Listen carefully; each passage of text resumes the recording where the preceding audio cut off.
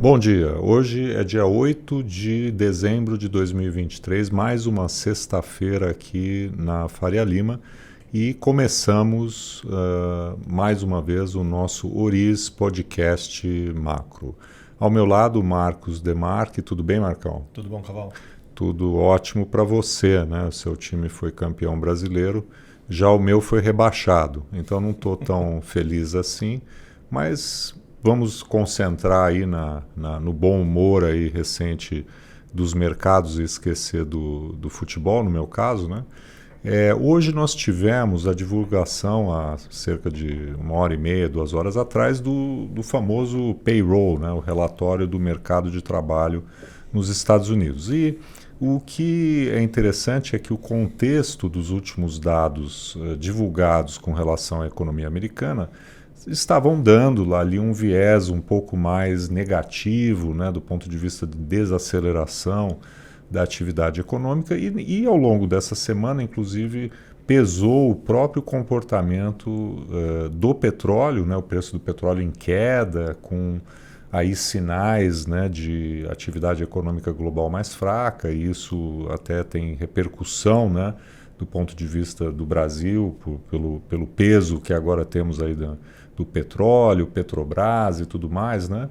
Mas, como tudo, né, em economia, a gente pensa que tudo está indo numa direção e de repente vem um dado que vai na direção contrária, né? Pois como você já ressaltou, tivemos aí desde de meados do começo de outubro, meados de outubro para cá, né, dados que na sua maioria foram mais negativos, né, no sentido de sinalizar uma desaceleração econômica nos Estados Unidos, na Europa até, na verdade, confirmando a recessão que saiu na divulgação do terceiro TRI, mas nos Estados Unidos a inflação tem vindo mais benigno, os dados de atividade mais benignos também, né, e agora, hoje, contrariando um pouco essa tendência aí das últimas semanas, tivemos um conjunto de dados do mercado de trabalho nos Estados Unidos referente a novembro um pouco mais forte, né, do que esperado. Nada em demasia, né, mas, por exemplo, era esperado uma contratação líquida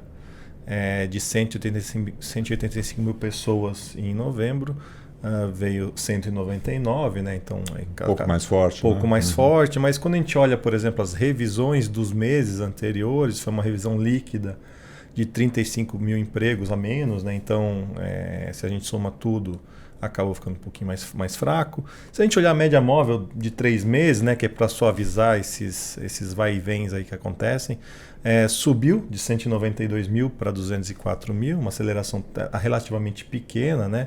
No geral, sinalizando ainda um ritmo de 200 mil ao mês. Acho que esse é o que está mostrando os dados mais recentes.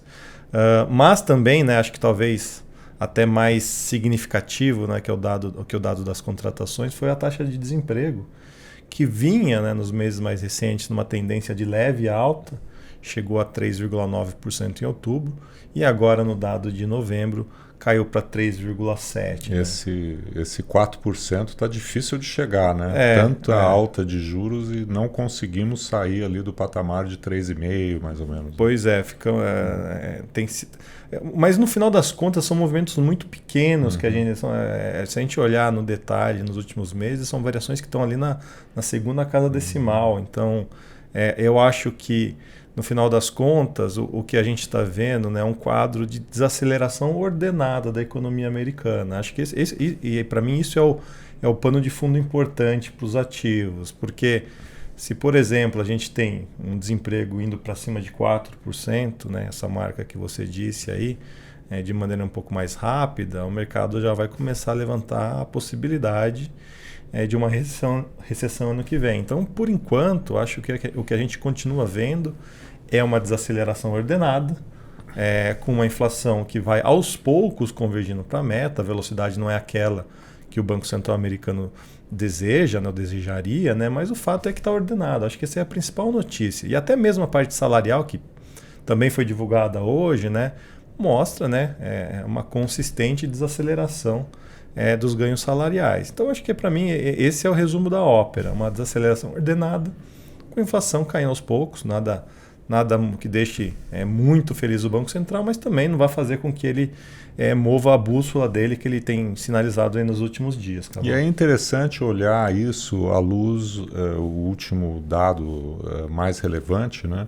Antes da reunião do Federal Reserve na semana que vem, do FOMC.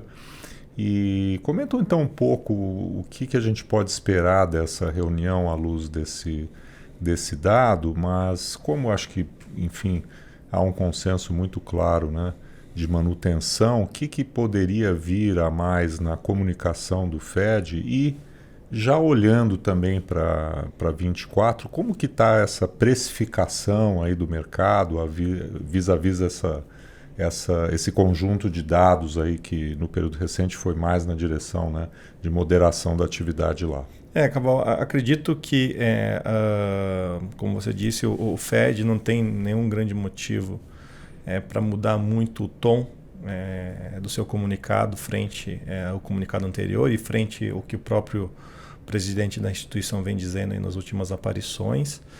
Acredito que um dos principais focos da reunião será em cima da divulgação das projeções econômicas revisadas, né? Eles fazem isso uma vez por trimestre. No caso, né, nesse último trimestre vai ficar para essa reunião da semana que vem. Em termos de precificação, acho que é isso que a gente pode ficar focado, né? O colegiado coloca, né, o que cada um tem na cabeça de como que vai ser a trajetória de juros para os próximos anos e o mercado vai estar atento, né? O quanto que está embutido, né, na mediana das expectativas de corte de juros para o ano que vem. Na última reunião, você tinha ali 2 cortes, né, de juros colocados como cenário base para o ano que vem. O mercado hoje, né, logo após a divulgação dos dados do mercado de trabalho, coloca aí um pouco mais que 4 cortes de juros de 25 pontos base para o ano que vem. Eu, particularmente, não me parece que é o cenário base à luz do que a gente sabe hoje, né? Então acho que talvez aquela história, né? Talvez as coisas se encontrem no meio do caminho, né? O Fed sinalizando uma ou dois cortes de juros para o ano que vem nas projeções, o mercado ali com 4 cortes, talvez seja um momento ali para as expectativas se balizarem um pouco mais. Um outro ponto interessante que a gente tem visto, inclusive, nas projeções econômicas mais recentes, no consenso, subindo um pouco, né, a expectativa de crescimento para o ano que vem nos Estados Unidos, estava por volta de 1%. Há 2 meses atrás, o mercado já se moveu para perto de 1,5%. Vamos ver o que o Fed diz a respeito aí sobre essa dinâmica aí da economia. Mas no final das contas, acho que o resumo da ópera vai ser um Fed sinalizando que por hora ele precisa coletar mais dados para saber em que pé está a economia depois de um terceiro trimestre muito forte, né?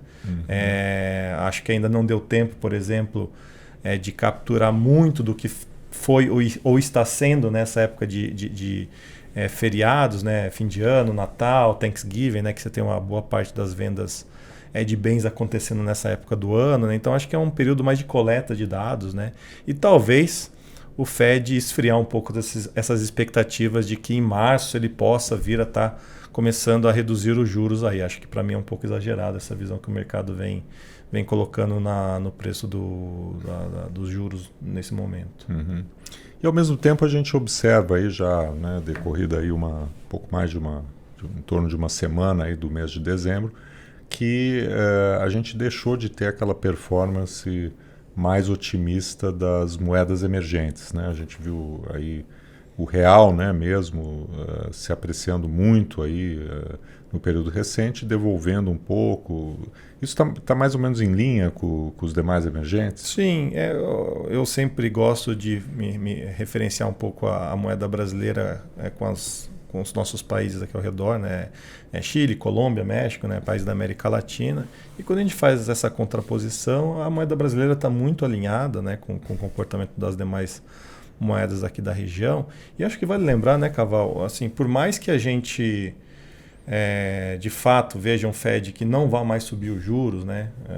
Pode ser que ele corte alguma coisa no que vem, mas o diferencial de juros vai se mantendo ainda mais favorável aos Estados Unidos à medida que a gente continua no ciclo de cortes aqui no Brasil, né? Então, se por um lado a gente tem de fato alguma estabilização da economia aqui no Brasil, ainda com preocupações fiscais importantes, o fluxo positivo de dólares, ainda que sazonalmente, né, nesse período do ano seja menos favorável, o dólar tem motivos, né, para estar forte, né? É uma economia que cresce bastante, mais que as demais desenvolvidas.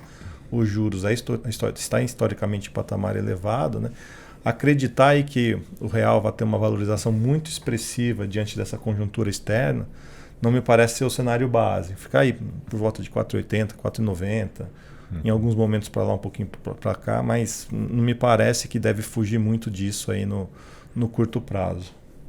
Certo. E na semana que vem a gente também tem, né, a reunião do Comitê de Política Monetária do nosso Banco Central. Vamos comentar depois a outros bancos centrais, além do Fed e do nosso, com decisão na semana que vem, né? Então uma semana bastante cheia do ponto de vista do calendário, né?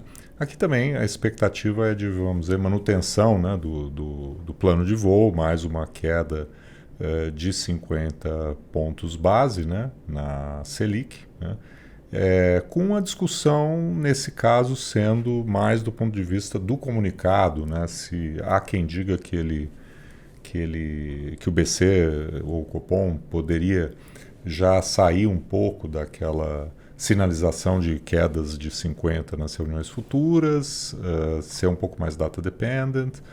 Eu, particularmente, acho que a estratégia até aqui tem dado certo. Acho que ela tem, né, dado o nível de taxa que a gente ainda tem bastante elevado, né, em termos reais bastante elevado. Acho que essa estratégia está de bom tamanho, né, e minha percepção é de que teríamos, né, aí a manutenção dessa redução, né, à luz, inclusive, do fato de que temos aí uma inflação, né, caminhando muito bem, mas, por outro lado, ainda temos, né, como os dados do PIB mostraram, uma economia que é resiliente, o mercado de trabalho também bastante apertado em termos históricos, né? Então, como que fica esse balanço aí nesse momento para o Copom, na sua opinião? Então, acho que é bem na direção do que você acabou de afirmar. Acho que se por um lado a inflação ela está benigna, né, mostra números bastante confortáveis para o Banco Central, por outro lado, até mesmo o Roberto Campos, presidente do BC, né, tem salientado, né, que daqui para frente você tem menos obviedade do que vai acontecer com a inflação à frente, né? Por que ele tem ressaltado isso, né? Muito do que a inflação desacelerou nos últimos meses foi da normalização das cadeias produtivas, das condições de ofertas globais melhorando depois de uma pandemia que afetou seriamente as cadeias. E daqui para frente, né, esse benefício, né, de uma redução rápida em alguns segmentos da inflação não vai acontecer. E, né, no final das contas, ainda a gente tem um mercado de trabalho que mostra uma taxa de desemprego abaixo de 8%, né, que historicamente para o Brasil é um nível baixo, né? Então acho que tem bastante dúvida do que vai acontecer pela frente. Eu acredito, né, Caval, que o Banco Central teria mais motivos para revisitar essa estratégia do ritmo de redução da Selic em algum momento que ficar mais claro que o Fed também vai começar a ir nessa direção, né? Porque uma coisa que a gente tem observado nos dados de inflação aqui no Brasil e principalmente no restante do mundo, né, que existem muitos componentes comuns a eles, né? Então acho que à medida que o Fed ganhar uma confiança que dá para iniciar a sinalização de cortes à frente, isso também acaba se repercutindo aqui para o Brasil e para os demais países emergentes, numa confiança de que dá para se estender o ciclo, né? Em algum momento lá na frente, a gente pode até ter uma discussão de uma Selic terminal abaixo de 9, não é o nosso cenário hoje. Curioso, né? Voltou essa discussão, voltou. Né? Não mais acima de 9, sim abaixo. Sim, né? Acredito que é perfeitamente possível, inclusive, que tenhamos aí nas próximas semanas alguns agentes de mercado falando, né, em Selic abaixo de 9. Então, são coisas que entram aí na mira, obviamente, mas, né, como a gente tem falado, né, o próprio PIB essa semana mostrou um crescimento inesperado, uma contração de 0,2%, 0,3% do PIB no trimestre. Foi uma expansão de 0,1%, foi pequeno, né, mas vai consolidando um PIB de 3% no fechado do ano, né, o número que saiu essa semana. Então ainda é um cenário de economia resiliente, mesmo com juros reais muito elevados. E na semana que vem, né, temos aí um super calendário, né? Talvez a gente tenha que até fazer mais de um podcast para comentar. Podcast, né? parte 1 e parte 2. Porque temos aí um conjunto de decisões de Banco Central bastante expressivo e no final, né, a gente viu que o que está decidindo mesmo, né, as decisões de política monetária o comportamento da inflação em si. Então, acho que também vale a pena mencionar aí os dados de inflação que tem lá fora, uma semana aí repleta de emoções. Né? A gente vai ter os principais bancos centrais do mundo se reunindo a semana que vem, o Fed, o Banco Central Europeu, o Banco Central da Inglaterra e entre os emergentes nós, né, o Brasil, o México. Né? Então, dados de inflação que vão balizar também aí as expectativas do mercado e dos próprios bancos centrais. Tem inflação nos Estados Unidos, o IPCA aqui do Brasil, né, fechado de novembro. Né? O que acontece, na verdade, é que vai chegando aí perto do final do ano, né, e para se antecipar as festas, as divulgações também são antecipadas. Então acaba que acontecendo que na penúltima semana do ano você tem uma concentração muito grande de indicadores. Teremos varejo aqui no Brasil, varejo nos Estados Unidos, pesquisa mensal de serviços aqui no Brasil, os dados de PMI, né, na Europa, né, que são os principais indicadores de atividade por lá. Enfim, é uma semana muito, muito, muito cheia aí, com possibilidade de mover bastante o mercado, né, depender de quão fora da expectativa ficarem os indicadores. Então é isso, ficamos por aqui hoje, voltamos aí na semana que vem para comentar esses dados que vão sair, as decisões dos BCs. Agradeço a participação aí de todas e todas, ficamos por aqui, um muito bom dia para todos e um ótimo fim de semana. Bom final de semana.